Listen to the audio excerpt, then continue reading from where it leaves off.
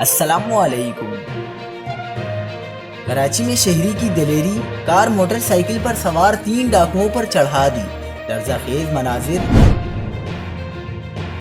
تازہ ترین ویڈیوز کے لیے چینل کو سبسکرائب کر کے بیل آئیکن اور آل نوٹیفیکیشن پر کلک کریں۔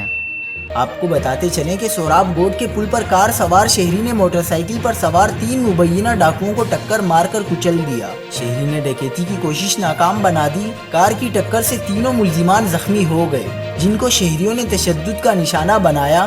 پولیس حکام نے بتایا ہے کہ اسپتال منتقلی کے دوران ایک ملزم دم توڑ گیا۔ زخمی 2 ملزمان شیر اللہ اور عبد النصیر کو اسپتال میں طبی امداد دی جا رہی ہے۔ پولیس کے مطابق ملزمان کے قبضے سے اسلحہ، موبائل فونز اور موٹر سائیکل برآمد ہوئی ہے۔ دوسری جانب نارتھ کراچی انڈا مال کے قریب بھی ڈاکو شہریوں کے ہتھے چڑھ گیا۔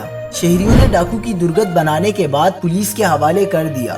سپر ہائی وے النور سوسائٹی کے قریب مبینہ پولیس مقابلے کے بعد ایک ڈاکو زخمی ہوا۔ مزید خبروں کے لیے دیکھتے رہیے حق پاکستان نیوز۔